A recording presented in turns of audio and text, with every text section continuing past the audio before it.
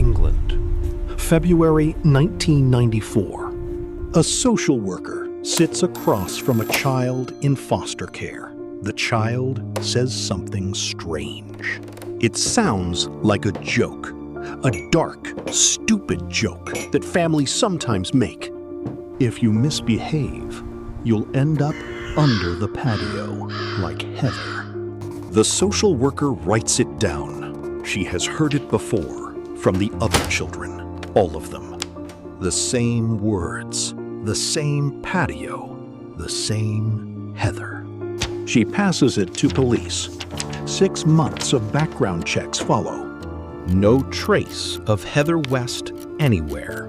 No bank records, no address, no sightings, nothing. February 24, 1994.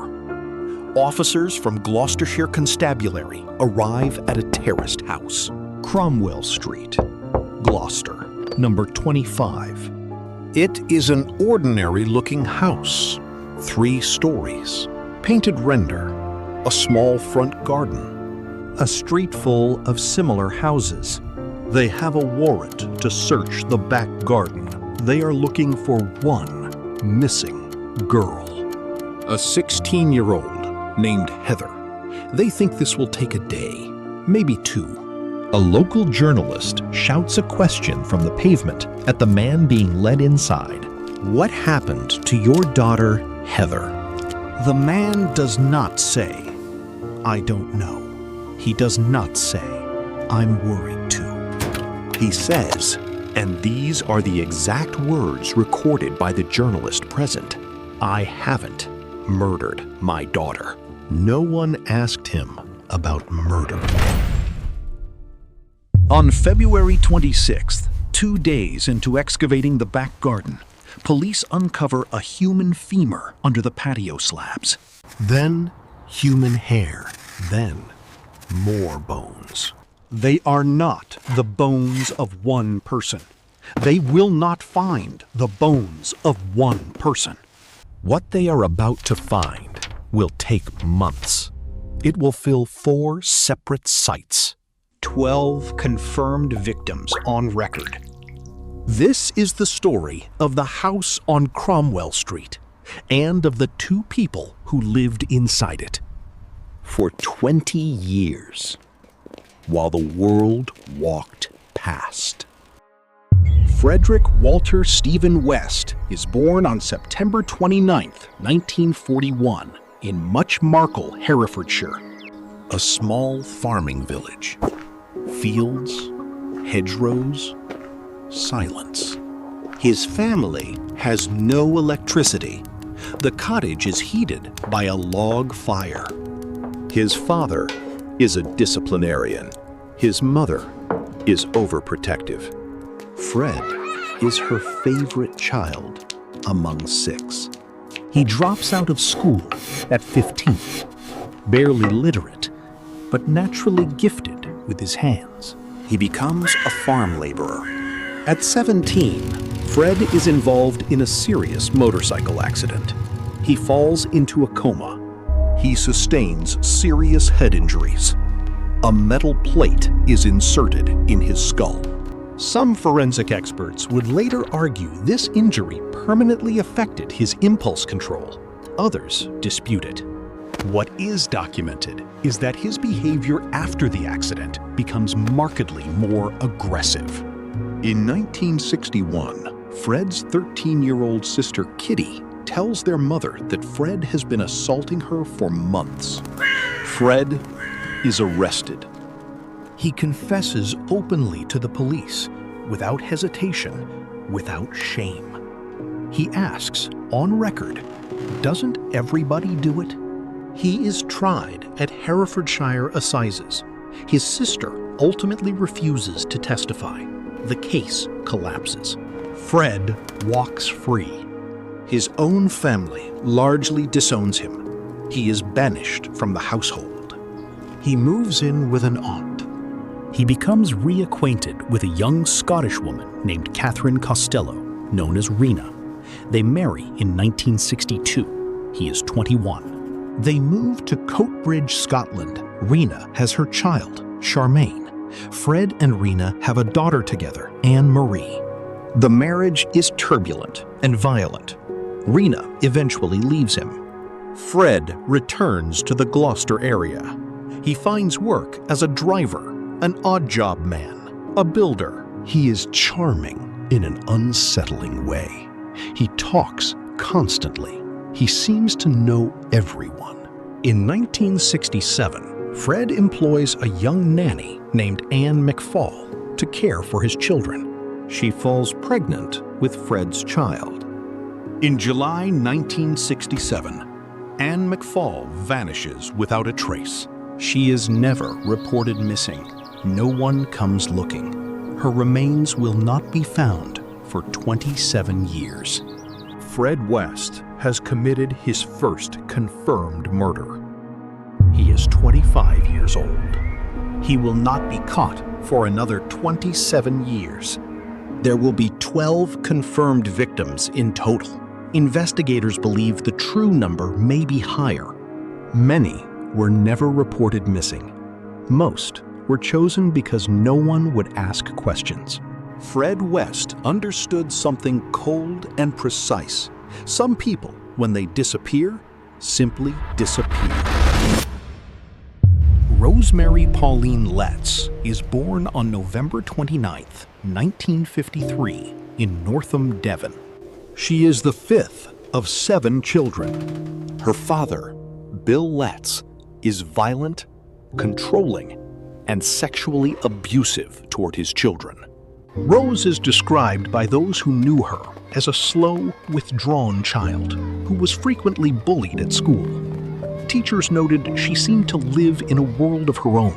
Her mother suffers from severe depression and undergoes electroconvulsive therapy during Rose's childhood. While her mother is hospitalized, Rose effectively becomes the caretaker for her younger siblings.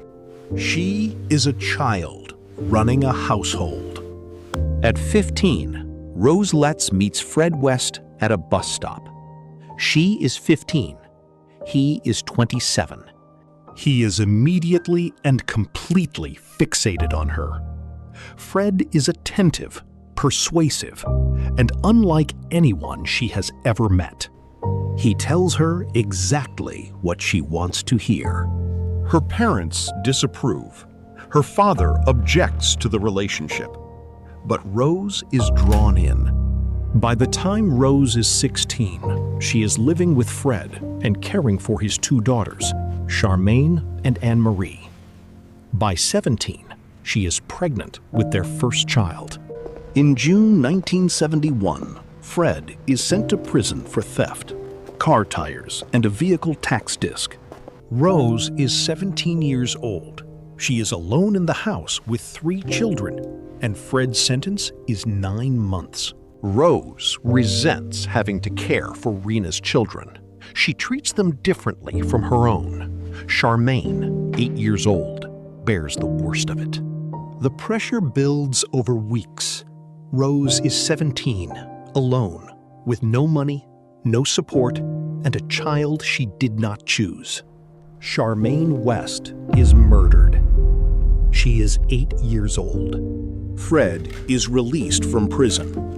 He buries Charmaine's body under the kitchen floor at Midland Road. Charmaine is never reported missing. No one asks where she went. Rena Costello is Charmaine's mother. In August 1971, she comes to Gloucester looking for her daughter. She never leaves. Fred West strangles Rena Costello. He dismembers her body and buries it in a field near Kempley, the same field where Anne McFall already lies. Police find no evidence connecting Rose to Rena's murder. But Rose has already done something that connects her to Fred in a way that cannot be undone. Charmaine's murder binds them together. Rose has done something Fred knows about. Fred has buried what Rose did. They are each other's secret now. Fred and Rose marry on the 29th of January, 1972. Rose is 18. Fred is 30. He lists himself on the certificate as a single man. His first wife is already dead. He knows it. She knows it. In 1972, Fred and Rose West move into 25 Cromwell Street, Gloucester. Fred takes in lodgers on the upper floors to help pay the rent. Fred is a builder. He never stops working on the house.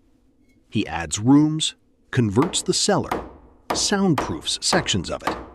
The lodgers upstairs know Fred as a cheerful, chatty handyman. They know Rose as the quiet wife downstairs. What they do not know would take 20 years to surface. In October 1972, a 17-year-old named Caroline Owens moves into 25 Cromwell Street as a live-in nanny. She shares a room with Anne-Marie. Almost immediately, things feel wrong. Rose makes uncomfortable remarks. Fred makes suggestions. Caroline begins to feel she has walked into something she does not understand. She decides to leave. She tells Fred she is going home and begins hitchhiking back toward her family. On the evening of December 6th, Fred and Rose spot her on the road. They pull over. They apologize and offer her a lift. She gets in the car. Rose is sitting in the back seat beside her. The vehicle does not go where she expects. Caroline is assaulted, rendered unconscious, and taken to Cromwell Street. Fred tells her she will be buried in the garden where no one will ever find her. She survives because she agrees to return as their nanny. The next day, she escapes. Her mother takes her directly to the police. Fred and Rose are charged with multiple serious offenses. The case goes to court in January 1973. They plead guilty to lesser charges. They are fined £50 each. They walk out of court together. Caroline Roberts carried the weight of that court decision for the rest of her life. Speaking to the BBC in 2004, she said, "I still think about it. Some of these girls could have lived." She died of cancer in 2016. She was 61 years old. 3 months after the court case, the killings begin. Lynda Gough is 19, a seamstress from Gloucester, friendly with the lodgers at Cromwell Street. She moves in. 1 day later, she is gone. The Wests tell everyone Lynda has moved away to find work. When her mother comes to the house asking questions, Rose answers the door, wearing Lynda's slippers. Lynda Gough's remains are found in 1994 in a former inspection pit beneath the garage at Cromwell Street. She has been buried there since April 1973. Carol Ann Cooper is 15. 7 years ago, her mother died. Since then, Carol has been living in a children's home called The Pines in Worcester. But Carol has something to look forward to tonight. She is going to the cinema and then to her grandmother's house. It is an ordinary Saturday evening out. She goes to the Odeon on Foregate Street. After the film, her boyfriend walks her to the bus stop in Warndon. He watches her board the bus. That is the last time anyone who loves her sees Carol Ann Cooper alive. Carol never arrives at her grandmother's house.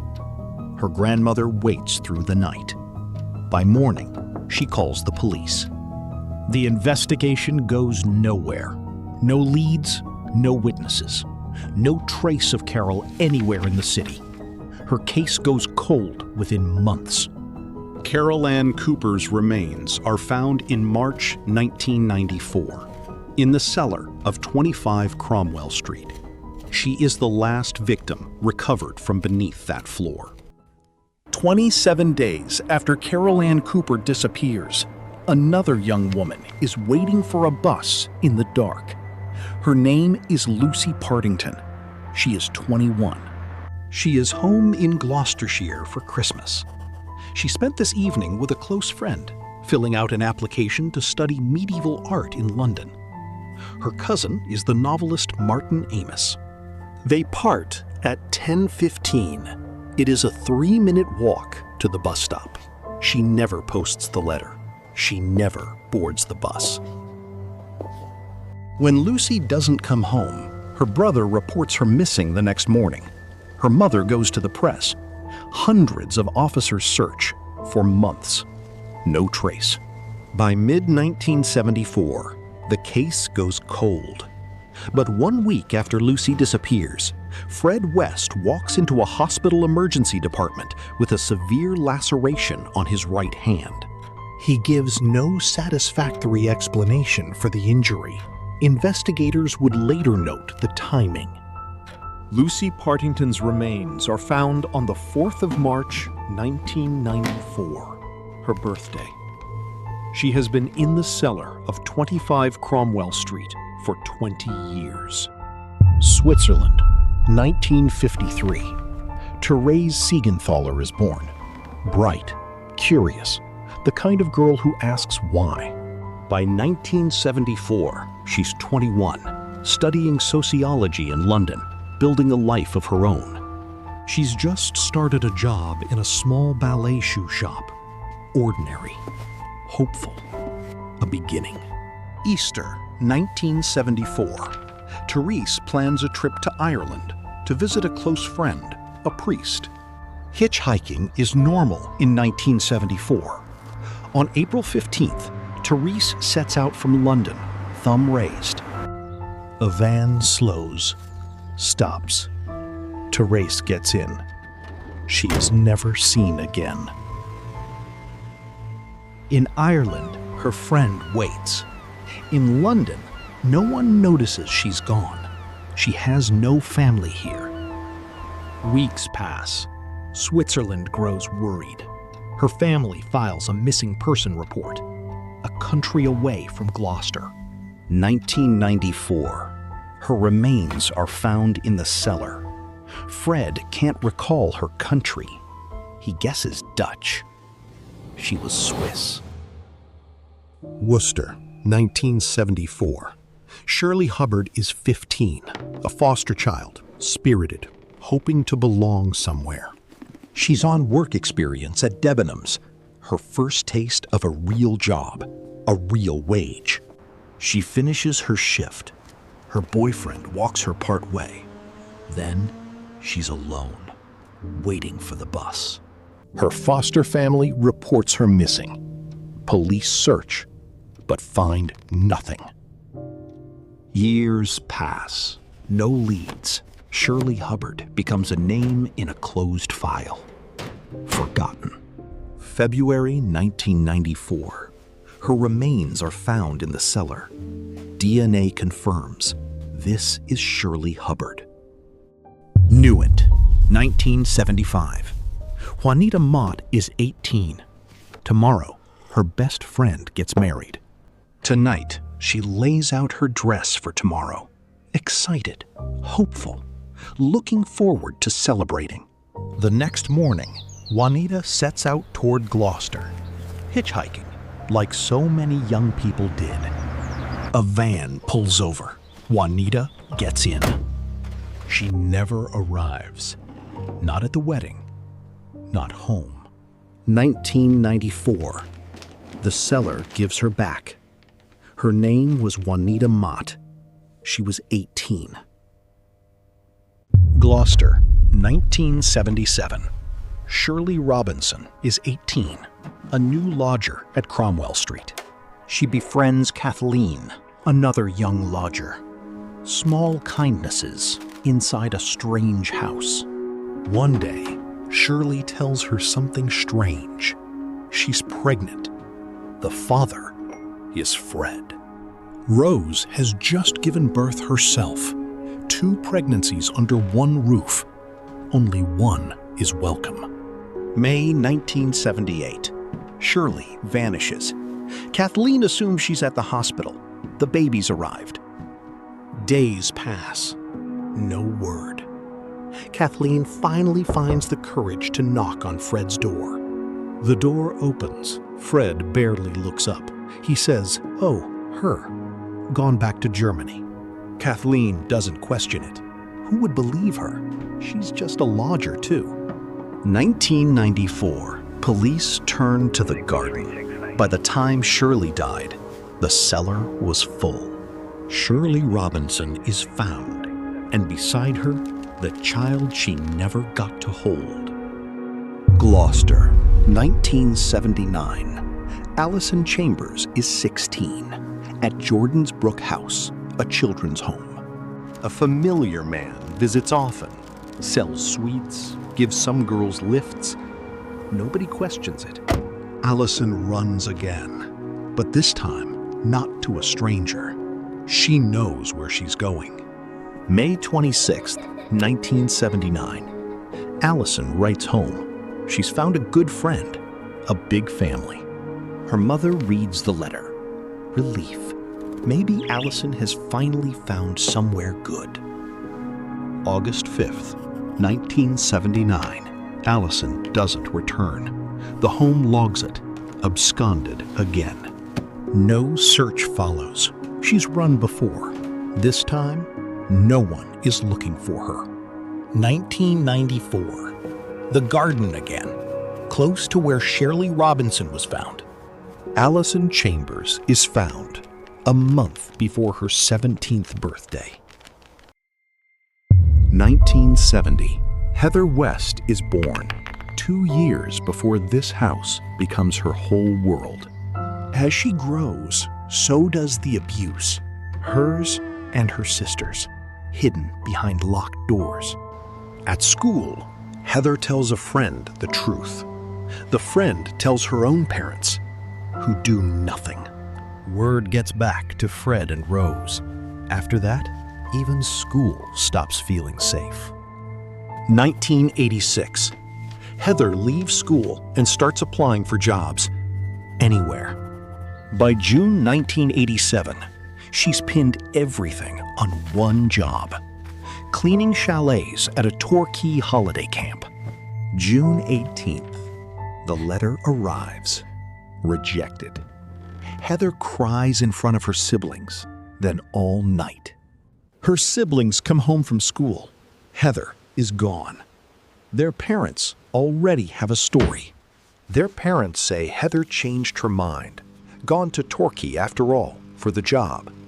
Months later, the story changes. Heather, they say, has run off with a girlfriend of her own. When the children mention police, Fred changes the story again. Heather, he says, is in trouble with the law. Years pass. Fred starts saying it to the younger ones. Behave or end up like Heather. In foster care now, the younger children repeat that joke to a social worker, almost without thinking. February 26th, 1994. The patio is lifted. Heather is exactly where the joke said. The morning after Heather is found, detectives realize this isn't over. Days later, Fred hands his solicitor a note. Approximately 9 further killings. Fred leads police to the cellar, pointing things out, almost like a tour guide. At Midland Road, the house where Charmaine was buried years ago, the same calm. A field near Kempley, Anne McFall, Rena, 2 more names from decades back. Outside, the press arrive. By the end of the week, Cromwell Street is a name everyone knows. April 1994. Rose is arrested. Fred is charged with 12 murders. Rose with 9. HMP Birmingham. On remand, Fred writes letter after letter, all of them to Rose. At a court hearing, Fred reaches for her hand. Rose pulls away and never replies. More letters follow, some never sent. In one, Fred asks to be buried beside Heather. New Year's Eve, 1994. Somewhere in the prison, midnight is marked. Fred sits alone. January 1st, 1995. A guard makes his morning round. Fred West is dead. October 1995. Winchester Crown Court. Rose stands trial alone, pleading not guilty to everything. The Charmaine case is the turning point. Fred was in prison when she died. Only Rose was home. Caroline Roberts takes the stand. 23 years after a 50-pound fine, she is finally heard. Rose testifies. Her answers shift and contradict. Even her own lawyer seems uneasy. November 22nd, 1995.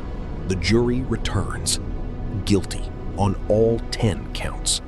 The judge sentences her. 10 life terms, whole life order. She will die in prison. October 1996. The house comes down, brick by order of the council. Today, a footpath runs where the house once stood. No sign, no marker. Rose West is still alive in HMP Newhall. No interview, no remorse. Decades of silence. The house is gone. The street is quiet. But these names remain.